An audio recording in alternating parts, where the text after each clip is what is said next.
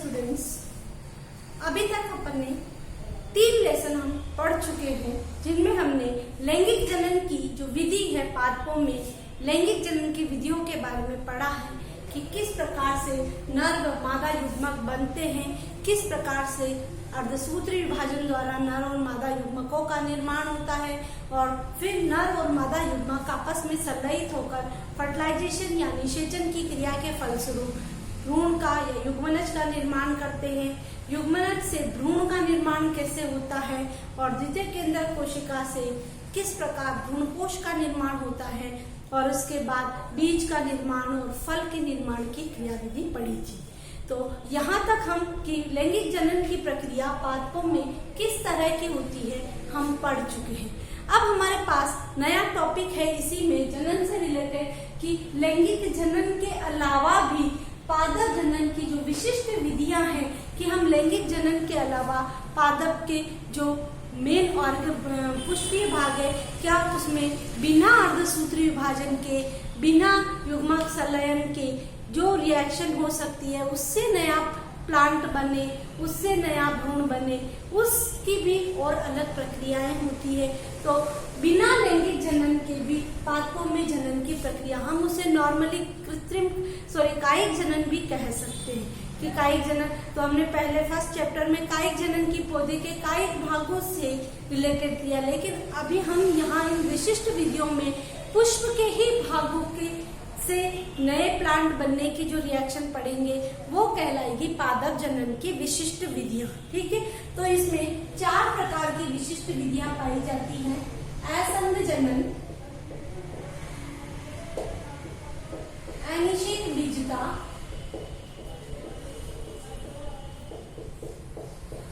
सूक्ष्म प्रवर्धन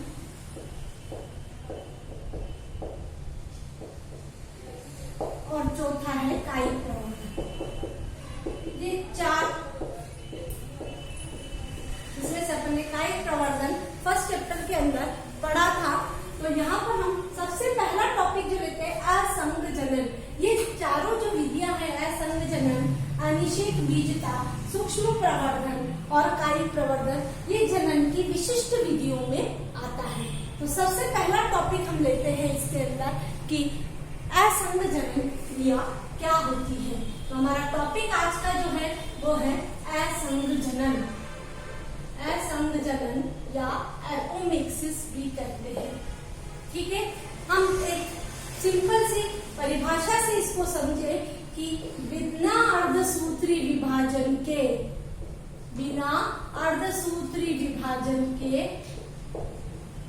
और बिना युग्मक संलयन के यानी बिना निषेचन के, बिना अर्धसूत्री विभाजन के और बिना निषेचन के भ्रूण के बनने की क्रिया, किसका बनना? भ्रूण के बनने की क्रिया क्या कहलाती है? असंग जनन कहलाती है। अगर भ्रूण का निर्माण बिना अर्धसूत्री विभाजन के या बिना निषेचन की प्रक्रिया के होता है तो हम ऐसे भ्रूण जब बनता है तो वो क्रिया कहलाती है असंग जनन की क्रिया। अब असंग जनन को हम 2 प्रकार से डिवाइड कर सकते हैं। असंग जनन को हम 2 प्रकार से हम इसको डिवाइड कर सकते हैं। पहला है बीजाणुत्पित असंग जनन, बीजाणुत्पित असंग जनन, और दूसरा होता है युग्मकोत्पित असंग जनन। बीजाणुत्पित असंग जनन और युग्मकोत्पित असंग जनन। ठीक है, हम असंग जनन की परिभाषा को हम एक बार वापस रिपीट कर ले कि लैंगिक जनन की ऐसी विधि जिसमें बिना अर्धसूत्री विभाजन के और बिना निषेचन की क्रिया के भ्रूण का निर्माण होता है तो यह प्रक्रिया असंग जनन कहलाती है। तो कौन सी क्रियाएं, कौन सी प्रक्रिया होती होगी, किस प्रकार की रिएक्शन होती होगी इसके अंदर या किन कोशिकाओं से इनका निर्माण होता हो, इस आधार पर असंग जनन को हमने 2 प्रकार में बांटा है। पहला है बीजाणुत्पित असंग जनन और दूसरा है युग्मकोत्पित असंग जनन। बीजाणुद्भिद असंग जनन को हम क्या कहते हैं? अपस्थानिक भ्रूणता भी कहते हैं। अभी अपस्थानिक भ्रूणता क्यों कहते हैं अभी मैं बताऊंगी, क्योंकि इसके अंदर देखो बीजांड की स्ट्रक्चर हम देखें, क्योंकि पूरा असंग जनन इसी पर डिपेंड है, इसलिए आपको बीजांड की स्ट्रक्चर आनी चाहिए, है ना। बीजांड की जो ये कोशिकाएं हैं, ये कोशिकाएं क्या कहलाएगी? हम पहले पढ़ चुके हैं इनको। ये इसका भ्रूणकोश कहलाती है, और ये जो यहाँ की जो कोशिकाएं हैं ये क्या कहलाती हैं? बीजांडकाय कहलाती है, ठीक है। और ये जो है ये क्या कहलाते हैं? इसके अध्यावरण कहलाते हैं, ठीक है। तो ये बीजांडकाय हम जानते हैं, ये इसका भाग निभाग और ये इसका भाग बीजांड द्वार कहलाता है। तो और ये जो भाग है, ये अंदर जो ये बना हुआ ये भाग है, ये भाग क्या कहलाता है? भ्रूण कोश कहलाता है। ये ध्यान रखना, ये बीजांडकाय और ये जो पार्ट है ये क्या कहलाते हैं? अध्यावरण। तो ये जो भ्रूण कोश है, भ्रूण कोश जो होता है वो क्या होता है? अगुणित होता है, ठीक है। ये ध्यान रखना, तो एन होता है, इसकी सारी कोशिकाएं जो है वो एन है, ठीक है। अगर ये एक सिंपल बीजांड की स्ट्रक्चर हम पढ़ रहे हैं, बीजाणुद्भिद असंग जनन का कि जब इसमें भ्रूण का निर्माण, जो भ्रूण बनता है वो भ्रूण कहाँ से बने? बीजांडकाय या अध्यावरण। ये बीजांडकाय और अध्यावरण क्या होते हैं? 2n कोशिकाएं होती है। तो बीजांडकाय और अध्यावरण की कोशिकाओं से अगर भ्रूण का निर्माण होता है तो हम उसे क्या कहते हैं? बीजाणुद्भिद असंग जनन, ठीक है। तो भ्रूण के निर्माण में बीजांड में उपस्थित बीजांडकाय की या अध्यावरण की कोशिकाएं भाग लेती है, तो हम उसे क्या कहते हैं? बीजाणुद्भिद असंग जनन। क्योंकि मोस्टली हम जानते हैं कि भ्रूण का निर्माण एक नर युग्मक और इस अन्य कोशिका के संयोजन से युग्मनज बनता है और युग्मनज से आगे भ्रूण बनता है। तो हम ये कह रहे हैं कि अगर ये यहाँ की कोशिकाएं या यहाँ की कोशिकाएं मिलकर अगर ये भ्रूण का निर्माण करती है, क्योंकि ये कोशिकाएं क्या है? 2n बीजाणुद्भिद कोशिकाएं हैं, कई कोशिकाएं हैं।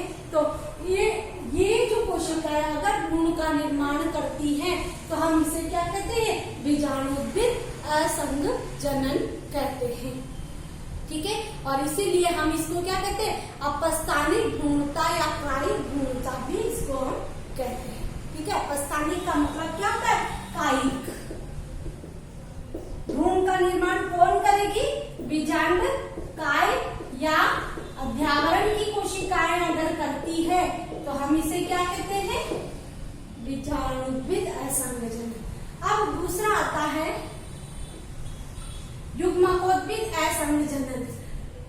भ्रूण कोश, क्योंकि अर्धसूत्री विभाजन हो चुका है तो ये भ्रूण कोश जो बना है, इन भ्रूण कोश में ये ऊपर की 3 कोशिकाएं प्रतिमुखी कोशिकाएं, ये नीचे की 2 कोशिकाएं सहायक कोशिका या सहायक कोशिका भी कहते हैं इन्हें, और ये एक कोशिका अंड कोशिका कहलाती है, ठीक है। तो यहाँ पर हम 2 तरीके से इसको डिफाइन कर सकते हैं। युग्मकोद्भिद असंग जनन में इसमें है एक अनिषेक जनन और दूसरा अपयुग्मन। अपयुग्मन। अगर भ्रूण का निर्माण भ्रूण कोश की, क्योंकि अर्धसूत्री विभाजन से बना जो ये है, ये कोशिकाएं क्या है? एन है। ये सब कोशिकाएं क्या है? एन है। तो अगर भ्रूण में उपस्थित भ्रूण कोश में उपस्थित अंड कोशिका से अगर भ्रूण का निर्माण होता है, ठीक है, अंड कोशिका से अनिषेचित अंड या निषेचन नहीं हो रहा है, अंड कोशिका सीधी भ्रूण का निर्माण किससे होता है? अंड कोशिका से भ्रूण का निर्माण होता है बिना अर्धसूत्री विभाजन, बिना युग्मक संलयन के अंड कोशिका सीधे भ्रूण में परिवर्तित हो जाती है, तो हम इसे क्या कहेंगे, अंड कोशिका भ्रूण में परिवर्तित हो जाती है, उसे हम कहेंगे अनिषेक जनन। लेकिन अब युग्मन यहाँ पर कि अंड कोशिका के अलावा सहायक कोशिकाएं, प्रतिमुखी कोशिकाएं, इनसे अगर भ्रूण का निर्माण किससे हुआ, या तो सहायक कोशिकाओं से या प्रतिमुखी कोशिकाओं से अगर भ्रूण का निर्माण होता है तो ऐसा जो असंग जनन अपयुग्मन कहलाता है। ठीक है, यानी यहाँ अपन असंग जनन का मतलब है कि बिना अर्धसूत्री विभाजन के या बिना युग्मक संलयन या निषेचन से अगर भ्रूण का निर्माण होता है तो हम ये क्रिया कहते हैं असंग जनन। हमने इसे दो प्रकार में डिवाइड किया, बीजाणुद्भिद असंग जनन और युग्मकोद्भिद असंग जनन।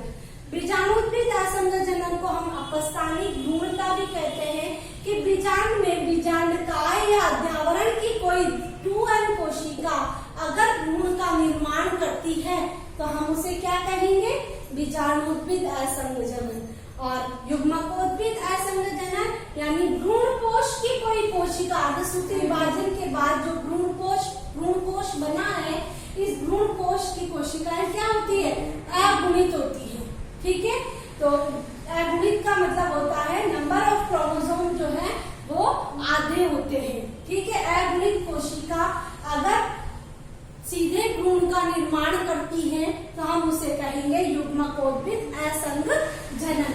अब यहाँ पर अगर अंड कोशिका सीधे भ्रूण का निर्माण करती है तो हम उसे कहेंगे अनिषेक जनन। और अगर अंड कोशिका के अलावा सहायक और प्रतिमुखी कोशिकाएं अगर इसका निर्माण करती है तो हम इसे कहेंगे अपयुग्मन। तो एक सिंपल सा हमारे पास असंग जनन के बारे में आया। अब मैं यहाँ पर पंचानन माहेश्वरी ने असंग जनन को 4 भागों में डिवाइड किया है, हम उसको देख लेते हैं कि असंग जनन क्या होता है। इसी तरह का है, लेकिन अभी जो हम ये चार्ट बना रहे हैं आप भी इस तरह का चार्ट ये बना लें, क्योंकि इससे आपको लर्न करने में आसानी रहेगी। असंग जनन, असंग जनन को इन्होंने पंचानन माहेश्वरी ने इसे 4 भागों में बांटा है। इसने पंचानन माहेश्वरी, ठीक है, प्रोफेसर पंचानन माहेश्वरी ने इसे अनावर्ती असंग जनन, पुनरावर्ती असंग जनन, अपस्थानिक यक, अपस्थानिक भ्रूणता, अपस्थानिक भ्रूणता, और चौथा है कायिक असंग जनन, असंग जनन। ठीक है, सबसे पहले हम बात करते हैं अनावर्ती असंग जनन की। अनावर्ती असंग जनन को हम 2 भागों में बांटते हैं। हम ये जानते हैं, देखो मैं यहाँ डायग्राम बना रही हूँ, वापस हटा दूंगी इस डायग्राम को। ये है भ्रूण कोश,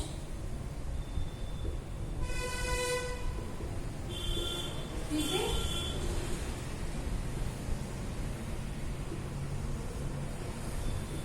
ठीक है, ये एक भ्रूण कोश है।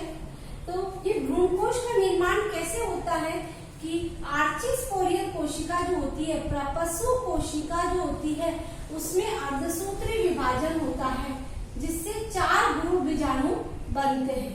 और ये 4 भ्रूण बीजाणु में से क्या होता है, 3 निष्क्रिय हो जाते हैं और एक जो होता है वो सक्रिय होता है, जो इस भ्रूण कोश का निर्माण करता है, भ्रूण कोश का निर्माण करता है।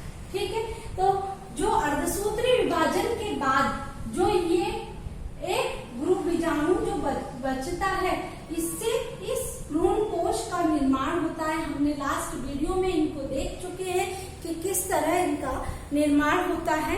तो इस आधार पर इस भ्रूण कोश का विकास होता है, इसके आधार पर इसने इसको 2 भागों में बांटा है, अगुणित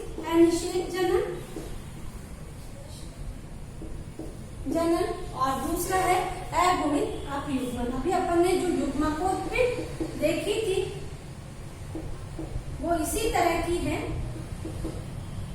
यहाँ पर हम अगर चाहें तो लिख सकते हैं कि सक्रिय गुरु बीजाणु से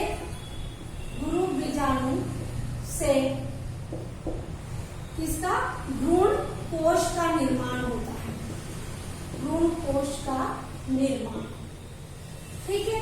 अब अगुणित अनिषेक जनन यानी कौन सी, भ्रूण का निर्माण किससे, अंड कोशिका से। भ्रूण का निर्माण अगुणित अंड कोशिका से।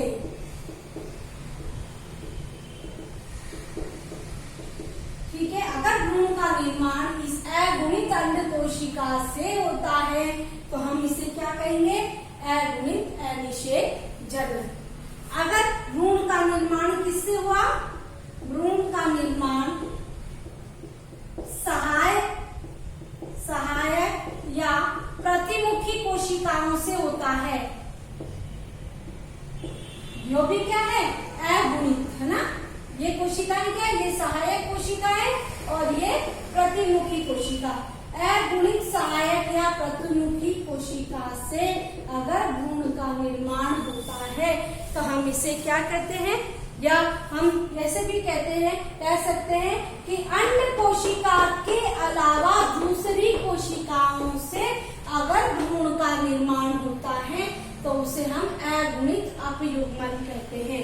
और अगुणित अनिषेक जनन कि भ्रूण कोश में उपस्थित अगुणित अंड कोशिका से बिना निषेचन के, है ना, अगुणित अंड कोशिका से भ्रूण का निर्माण होता है तो वो कहलाएगा अगुणित अनिषेक जनन।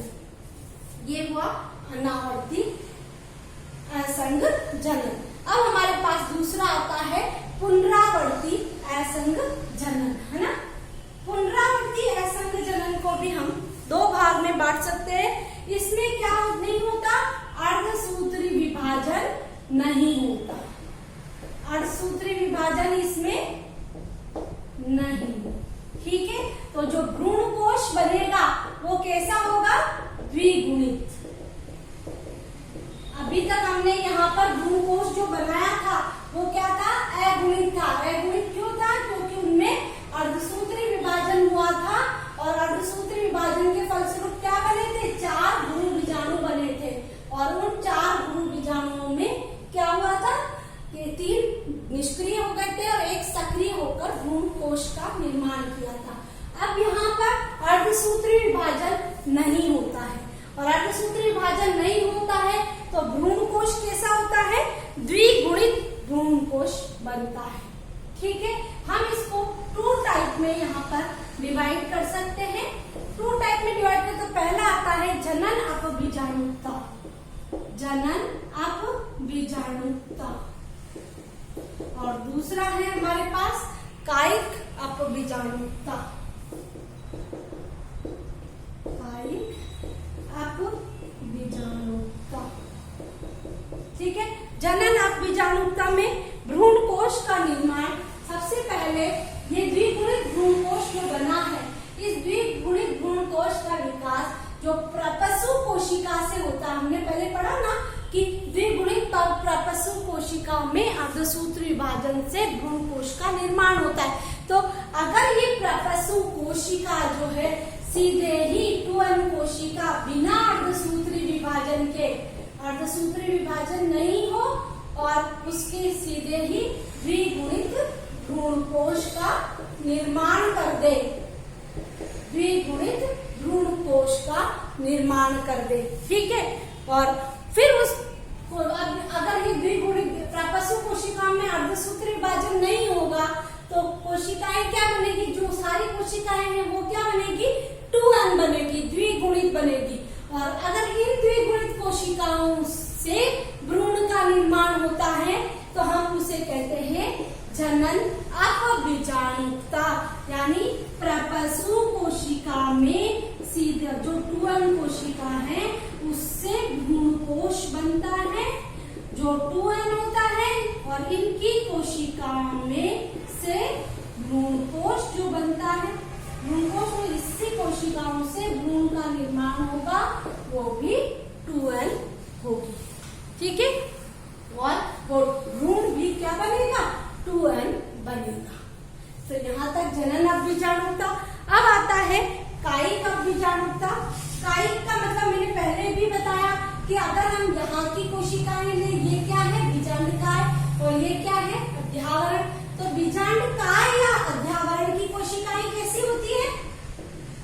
बीजांडकाय या अध्यावरण, है ना, अध्यावरण की कोशिकाएं इन 2n कोशिकाओं से भ्रूणकोश बनता है, वो भी 2n, और इनसे जो भ्रूण बनेगा इनकी कोशिकाओं से वो भी क्या बनेगा, 2n बनेगा। ठीक है, तो अध्यावरण की द्विगुणित कोशिकाओं से भ्रूणकोश का निर्माण हो और उनसे भ्रूण का निर्माण होता है तो हम उसे कहते हैं कायिक अभिजानुता। यहाँ तक आया समझ में? हम वापस रिपीट कर लेते हैं। अगर अर्धसूत्री विभाजन होता है और जो सक्रिय गुरु बीजाणु बनता है उससे भ्रूणकोश बनता है और उस भ्रूणकोश की केवल से अंड कोशिका से भ्रूण का निर्माण होता है तो है गुणित निषेध जनन, और अंड कोशिका के अलावा दूसरी कोशिकाओं से होता है तो है गुणित अपयुग्मन। पुनरावृत्ति में अर्धसूत्री विभाजन नहीं होता है, लेकिन निर्माण किसका होता है, भ्रूणकोश का निर्माण होता है, और वो कैसा होता है, द्विगुणित होता है। अगर यहाँ पर पहला जनन अभिजानुता की प्रपसु कोशिका है, जो पहली कोशिका होती है जिनमें अर्धसूत्री, अगर प्रपसु कोशिका में अर्धसूत्री विभाजन नहीं होता और सीधे ही इसमें भ्रूणकोश का निर्माण होता है और फिर इस भ्रूणकोश की कोशिकाओं से भ्रूण का निर्माण होता है, यानी प्रपसु कोशिका क्या है, जनन कोशिका।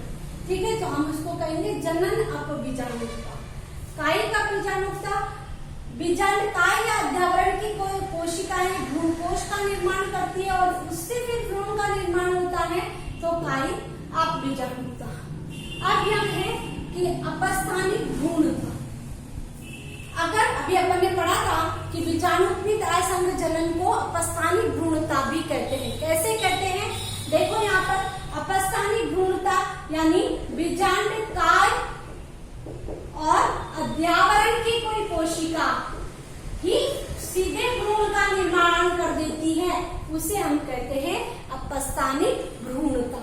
ठीक है, या कायिक भ्रूणता भी कहते हैं। यहाँ के इसमें और इसमें डिफरेंस है, इसमें पहले ये भ्रूणकोश का निर्माण कर रही है और उसके बाद भ्रूण का निर्माण हो रहा है उनकी कोशिकाओं से। भ्रूणकोश की कोई कोशिकाएं भ्रूण का निर्माण करती है। यहाँ सीधे बीजांडकाय या अध्यावरण की कोशिकाओं से अगर भ्रूण का निर्माण होता है तो वो कहलाती है अपस्थानिक भ्रूणता। मोस्टली किसमें, नींबू, आम वगैरह में अपस्थानिक भ्रूणता पाई जाती है। और लास्ट आता है कायिक असंग जनन। कायिक असंग जनन एक फर्स्ट चैप्टर में हमने पढ़ा था कि बहुत सारे प्लांट ऐसे होते हैं जिनमें क्या होता है कि पुष्प नहीं बनके उनके स्थान पर पत्र कलिकाएं बल्बिल्स बन जाती है। ठीक है, क्या बन जाती है, पत्र कलिकाएं, पत्र कलिकाएं या बल्बिल्स या फिर इसके प्रोपेग्यूल प्रवर्ध बन जाते हैं और उन प्रवर्ध से भ्रूण या प्लांट का निर्माण होता है तो हम उसे कहते हैं कायिक असंग जनन। ठीक है, और ये जब किसी पत्र कलिकाएं जैसे पुष्प जो है वो पत्र कलिकाओं में डेवलप हो गया और ये जब पौधे पर लगी हुई है तभी ये अंकुरित होकर नया प्लांट बनने लग जाता है। इसमें भ्रूण नहीं बनता, सीधे इसमें प्लांट का निर्माण होने लग जाता है। तो ये है असंग जनन। प्रोफेसर पंचानन माहेश्वरी ने जो असंग जनन के प्रकार बताए थे हमने उसको इस तरह एक इसमें चार्ट में बांध दिया है कि अनावर्ती, पुनरावर्ती, अपस्थानिक भ्रूणता और कायिक असंग जनन। कायिक असंग जनन मोस्टली अगेव के अंदर, प्याज के अंदर कायिक असंग जनन होता है। ठीक है, अगेव या प्याज के अंदर। तो आज इस टॉपिक में हमने एक पादप की एक विशिष्ट विधियों, जनन की विशिष्ट विधियों के बारे में जो हम पढ़ रहे थे उनमें हमने एक विधि इसकी पढ़ी है कि असंग जनन क्या होता है। अब नेक्स्ट में हम इसके अनिषेक बीजता व सूक्ष्म प्रवर्धन को समझेंगे। Thank you.